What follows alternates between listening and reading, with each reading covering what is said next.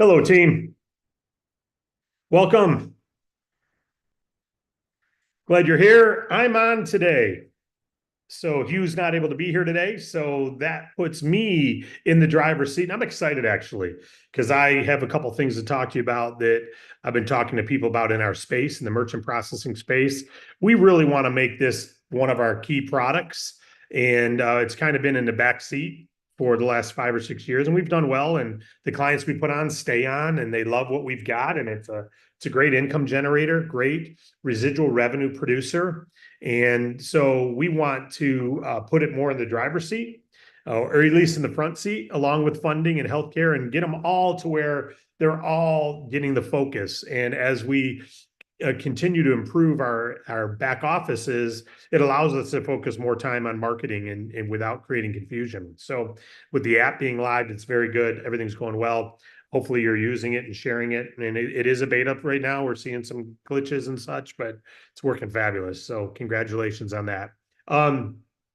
Payment processing, 2 pro tips. Number one, um, most people lead with savings, lead with profit. When you're doing the dual pricing, lead with what it's going to do to their profit, because 6 in 10 businesses are breaking even or losing money. 6 in 10 businesses at your local retail strip mall are breaking even or losing money. 6 in 10 are breaking even or losing money, according to the Small Business Administration. Okay. And small business administrations for anyone with under 200 employees. So we're not even, with 6 in 10 of them are breaking even or losing money if they've got under 200 employees. 6 in 10 are breaking even or losing money. Now, Harvard Business School did a review and they said it's more like 50% are breaking even or losing money. But hey, whatever it is, let's just say more than half are breaking even or losing money if they're under 200 employees. So if you're going to them and say, I can save you 10 grand, most people, I can save you 10 grand a year. Most people recognize that's good for the business, but I'm going to encourage you, start leading with the profit, what you can do to their profits. We can add 10K a year to your profits by going to our dual pricing. What are you doing a month in fees right now? 3,000 a month. We can add $36,000 a year to your profit. That's different than we can save you 3,000 a month. Right? We can take and add $3,000 a month or $36,000 a year added to your profits. I don't know what you're profiting now. You already know they're breaking even or losing money, half of them. I don't know what you're profiting now, but we can add 36K to your profits. You're doing 10,000 a month in fees. We could add 120 grand a year to your profits with our dual pricing. And if you don't want to go dual pricing, 3 months times 10 is 30,000. We can add 30,000 to your profits with our standard processing. So rather than saying savings, I say savings a lot, but I'm going to modify that, talk about what it's going to do to their profit, which is a fuel source rather than just a defense mechanism of saving money. It's a fuel source of growing your profits. All right. That's number one. Number two, when someone is a startup, obviously they don't have merchant processing statements yet, right? So we can't get them. But if they're processing, we need them. Why do we need them? Number one, to create a comparison. Number two, to see who they're using. Why? Well, we're one-stop best processor, right? If they're on a point of sale system, let's say they're using some system called Kabaji. I'm making one up. They're using Kabaji point of sale system. And they wonder, well, I have to get a new point of sale system? The answer is possibly, but because we are multiple processors, we could always, if we don't already have an agreement with their processor, get an agreement with that processor and move the customer over to us. So I'm not saying that's what we always do, but it's a doable thing. So when someone's got equipment and they got 10 restaurants and they filled them, they probably want to keep using that. So then we go out and we say, okay, we know the point of sale system is Kabaji. Then we talk to all our processors, which ones of you guys support Kabaji? And if none of them do, we find out what processor are they using. Well, let's make sure we have an agreement with that processor and let's go get them savings. They can keep their equipment then. So we're not in the equipment business. We're not trying to get them all new equipment. Sometimes they want new equipment. They're on old stuff, but we can usually, it's almost like if you have an iPhone with Verizon, it's kind of hard to use that iPhone with AT&T. They got certain things locked in there. All right. And it's the same thing with a point of sale system. Sometimes it's hard, but it's more open. There's more open source where we can find processors who can support that iPhone and they can do the work they need. So as far as point of sale, don't be hung up on if they've already got one already. No problem. We just need to know who their processor is and what the name of the software is on it. So the software on the computer, just like iPhone, well, what software is this running? So you've got to know if they're using Kabaji. Okay, what's the name of the software on it? Oh, it's Kabaji equipment. It's NCR equipment or Motorola equipment, if that even is still in business, but it's using Kabaji software. Okay, we'll find out which processors Kabaji deals with. And Hugh's team will actually call Kabaji as an example. They don't, I'm making that name up. Hey, Kabaji, what processors are you guys affiliated with who can use your software? This one, this one, this one. And he looks at it, goes, okay, yeah, we already represent that one and that one. Cool. I know I can put them on Wells Fargo, or I can put them on this one or this one, and we can still take care of them and they can still use that same hardware. So they don't always have to switch their hardware. In fact, usually because we have multiple processors, they don't have to switch their hardware. All right, isn't that good news? Now, if they just have a little reader, just a little card reader, those are very inexpensive. And usually we can use the same reader. They just change the merchant ID. If they just got a card reader on their thing, usually we just go in and reprogram that. They push a couple codes and type in their merchant ID, like adding a new different phone number. Sell this phone, moving to someone else. You want a different phone number? They can delete your phone number, put a new phone number on here at this Verizon store in 2 seconds, right? It's the same thing with putting a new merchant ID. It's like a phone number, but it's an ID number. They can just reprogram this with a different merchant ID, which we gave them, and the same equipment works. So equipment moving is not a big thing. A lot of people get intimidated by that. The biggest way to look at it is number one, most equipment, we can change the merchant ID on it and keep using the same equipment. If they've got a unique software that's proprietary, that's only with one processor, then we got to go get an agreement with that processor if we don't already have one, so that they can keep their same equipment. And Hugh's team is willing to do that. We've got, just like business funding, we've got dozens of contracts in business funding. He's got dozens of payment processing relationships. So we're going to put them in the best relationship for the client. And if we can do it without moving their equipment, we try to. Hugh's not trying to make money on equipment. Hugh and his team, we aren't. We don't get paid on that. We get paid on the processing. You get paid on the processing. Let's keep the equipment out of it, right? Let's try to keep them on their same equipment. They already know how to use it. It's good. Now, where you get into one issue with that, there's a couple proprietary equipment providers, one being Clover. Clover does not allow you to switch processors without getting new equipment. They are in the equipment business. And their thing is, hey, you want to switch processors? Good idea. Save money, you should, but we got to buy new equipment. We can't reprogram our equipment for you. It's really ridiculous that they do it because they're not a processor. They're an equipment provider and they want you to buy new equipment. What do you do with the old equipment? It can't be reprogrammed with any other merchant ID. I think it's only a matter of time before people say, forget you, Clover. That's just wrong. You can't use this with any other. Nope. It's garbage now. Yep. It's a perfectly good machine. I know. Stay with your processor or it's rubbish. Well, how do I get it? Can I do anything with it? No, no, you can't. So now, are there hackers out there who might be able to break it? Maybe there are, but we don't know how. And so Clover is not a big, people who use Clover get very frustrated with Clover because you can't leave it to save money elsewhere. You got to stay with your same processor or buy new equipment. Fortunately, it's not that expensive, but still, you got to spend a few grand. It bothers you. You got perfectly good equipment. Why would I buy new? But outside of Clover, and that doesn't mean you can't switch them. I had a customer that 2 locations had Clover, and because of the dual pricing, they were going to save 36 grand a year. They didn't mind buying $4,000 worth of equipment again. They weren't happy with Clover that Clover made them, but they still bought new equipment and switched.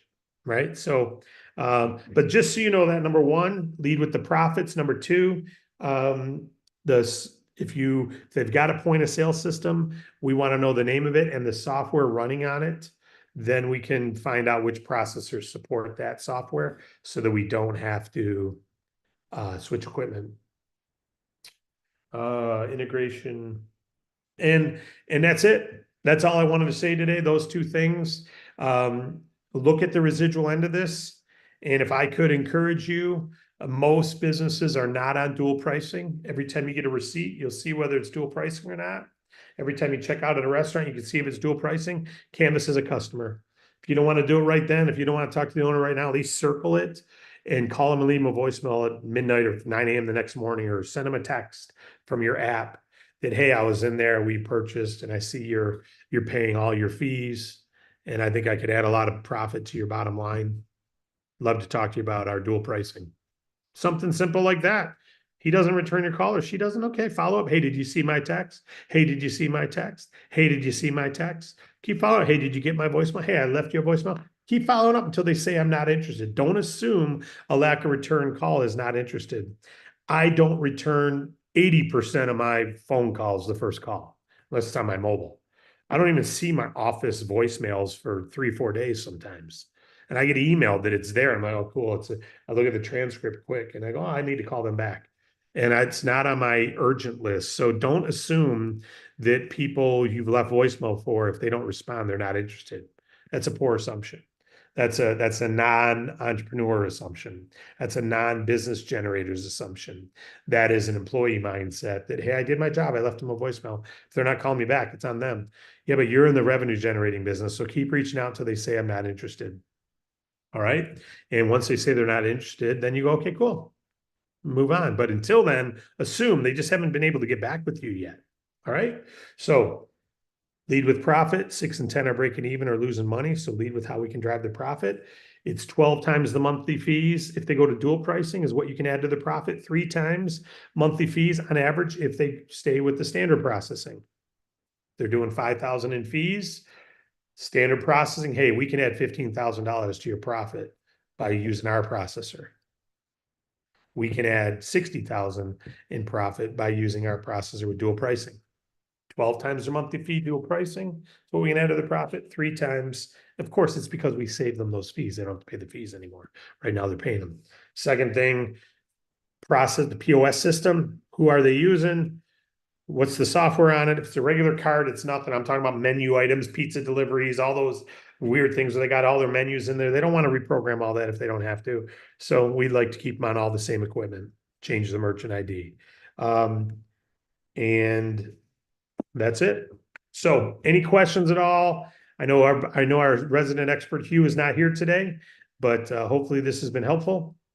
And hopefully you can see how this can generate some great profits for you, because you get on dual pricing about, on average, 1/4% of their sales. On standard processing, you make about 1/5 of that. So it's about 1/10 of, not a fifth, but it's about a fourth of that, about 1/10 of 1% of sales. If it's on regular processing and dual pricing, you make about 1/4% of sales. Any questions? We have a few hands up. Leo, you can go first. I am requesting to unmute you. Cool. Great. Thank you, David. Leo?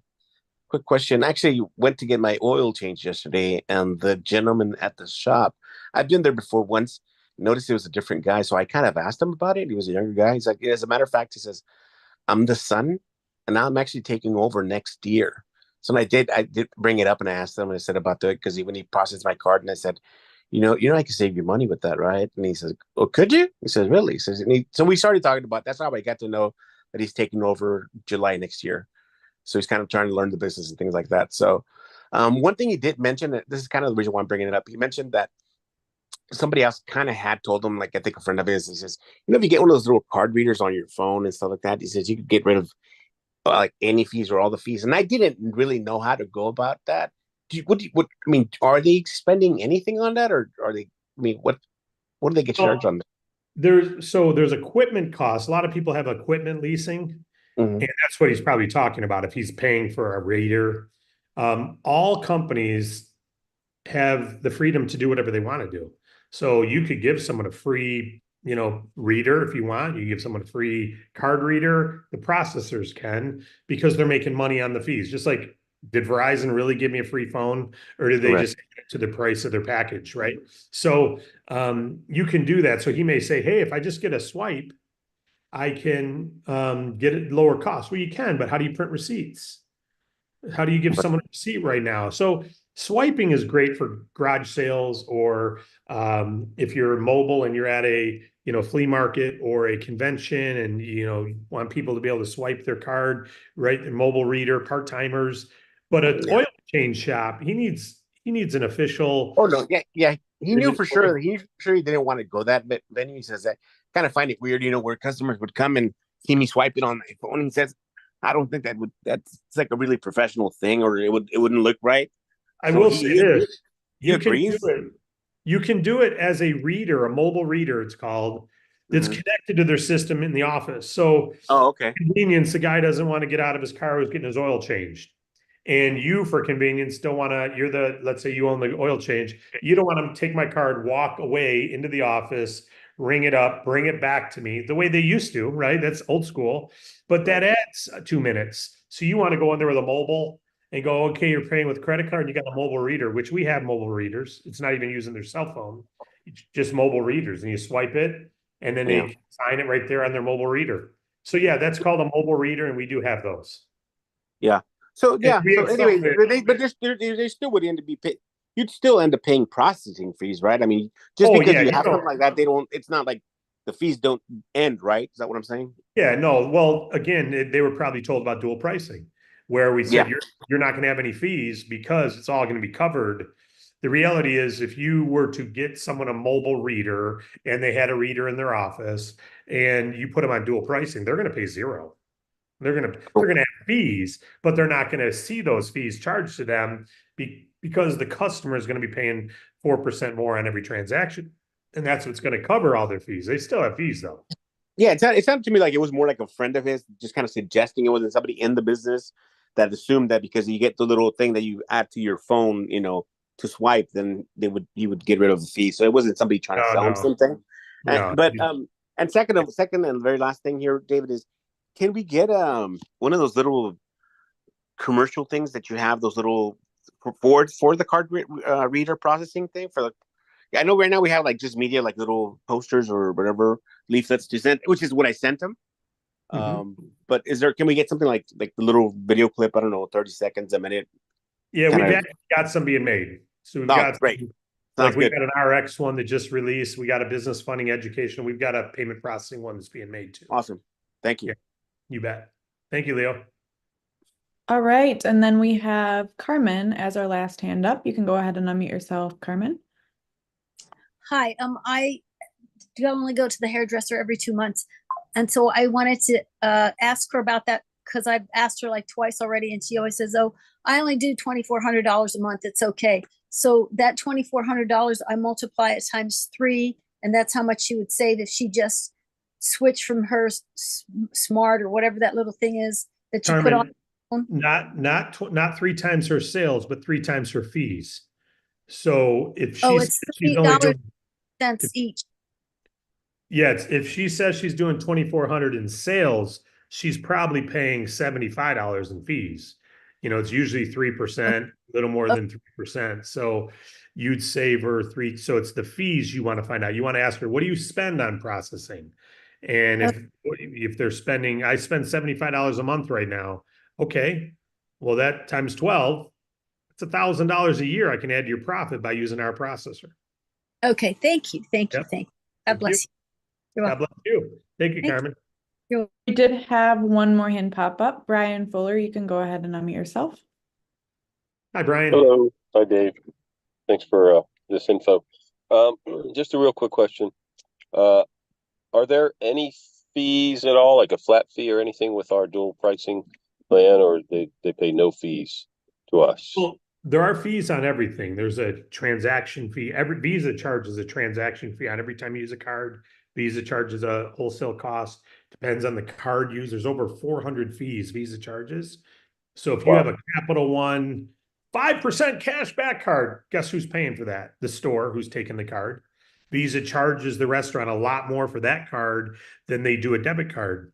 Or if you have a Citibank credit card, Visa only charges this because they know it's harder to get that card. But if you've got a blue card you bought at Walmart, it's high risk, they may charge a little more. So there's different charges. There's always a fee. I won't say it's a flat fee, but there is a transaction fee every time, number one, called a processing fee. And then there's a monthly fee, Visa charges, just to give someone a merchant ID. Visa charges the processor a fee. So if the processor's saying, we're charging you nothing, they're taking a risk. And I can tell you it takes about $40, $50 in processing minimum a month. No, actually, it's more about $24 times. It's about 200 a month in processing before you've even covered Visa costs. Processor makes zero. So if someone's only using an account once in a while, the processor's losing money on that account because there's always fees. So the answer is there's flat fees, yes. There's per transaction fees, yes. And then there's processing card fees. All of that combined is usually about 3%. And then there's processor profit. It's usually about 3% charged to the restaurant, plus a monthly fee of $15.95, plus a compliance fee. Visa charges a compliance fee. There's a fraud and cyber protection fee. I mean, there's just like your phone's got a bunch of fees that the carrier doesn't make, the government takes. Visa's got a bunch of those fees too, so does the government. So in the end, you got fees no matter what if you're taking payment processing. But what we say is you go to dual pricing, the cost you're adding to the customer, that 4% add-on, it's covering all that. So if you had $1,000 due, you may have collected 1,100 from the customer already in sales to cover that 1,000. Hopefully that makes sense. Okay. Yeah. So they're charging the extra. Sorry about the noise. The extra 4% to the customer, and that is used to pay their fees. You got it. Correct. It covers all their fees, the 4% add-on. Now, if they go to standard processing, generally we save them about 3 months of whatever their current fees are. That's generally what we'll save them. So if they're spending 3,000, their processing costs, forget the fees, it's all rolled in. The easiest way to do it, let's say, Brian, you've got a customer and they say, you want to find out what you can save them. What are you doing in sales basically a month? Well, we're doing about 100,000. Okay. And what is your merchant processing fee they take out of your bank on the first of every month? Because they actually take it out. And you know that amount because you got to prepare for it, right? It's being paid out of it's probably your biggest expense, probably more than your rent is your processing costs. And they go, oh, that's 3,200, about 3,200 a month. Well, they're doing 100,000 in sales. They're paying 3,200 a month. You know, the fee is 3.2%. Now that's made up of monthly fees, compliance fees, blah, blah, blah, blah, blah, blah, blah, blah, all of them. The bottom line is they're paying 3,200 a month to do 100,000 in sales. We come along and go, we're going to save you that 3,200 a month. Call it profits. You're going to make about 36 grand more a year by switching to our dual pricing. The net effect is the customer now, if they spend $75, instead of it being 75, it's going to be 79 or 77.20. It's a bump 4%. Instead of spending $22, it's going to be 22.88. You know, and you're going to pay that 4%, and that covers this. Now, some people go, I don't want to go to dual pricing yet. Well, the reality is they're already doing it. They already use it every time they pump their gas at the pump. They're already doing dual pricing. They don't go in and pay cash. They don't even carry cash, most of them. Some do, but most don't. And you tell your customers, hey, our cash price is this, our credit is this. It's becoming the standard. And everyone who puts it on, nobody complains. Nobody complains about it. They can see their option. Nobody even thinks twice about it. But the business owner thinks, oh, it could hurt my customer. Okay, well, maybe you'll get one or two customers who complain about it, but the reality is you probably won't. And I can tell you, I'm a partner in two businesses that have been doing dual pricing since 2019, before COVID even, and no one complained then. And since COVID, no one's complained even more because everyone understands there's cost to these businesses. So hopefully that answered and then some your question on how this works. That's all we've got for questions. Thank you. And I would just summarize this. Thanks, Morgan. On the standard pricing, the 3,200 a month, if they were paying that in fees, we'd come in and say we'd save them about 9,000 or add about $9,000 to their profit each year. which is 3 times their monthly fees. How do we do that? We just lower all their costs. We lower the cost. So the way the merchant processing works is Visa charges the processor on every different card. There's over 400 different costs. So maybe on a Chase card, they're going to charge 1.7%. And maybe they'll add a half point to that. Maybe their current processor is adding a half point. So they're going to pay 2.25% of the sale to the processor because the processor is making a half point markup. Maybe we come along and we say, okay, instead of marking it up a half point, we're only going to mark it up a quarter point. So now that 1.75 cost is now only costing the merchant 2%. That cashback card of Capital One that Visa may be charging 3.75%, we're only going to charge 4 instead of 4.25. And so we just mark it up by less than they're currently being marked up, and we save them money. And on average, we save people 3 months of their current fees is what we save on average right now on standard processing. 12 months on dual processing because they have no fees anymore that they have to pay out of pocket. 3 months if it's standard processing. And that's it. No other questions or comments? Nope. All right. Thanks, guys. Have a great day. We'll see you tomorrow for the agent update. And we've got some updates for you coming tomorrow. God bless y'all. Let's go out and earn some residuals, eh? Let's go out and make a difference in our lives. You got this.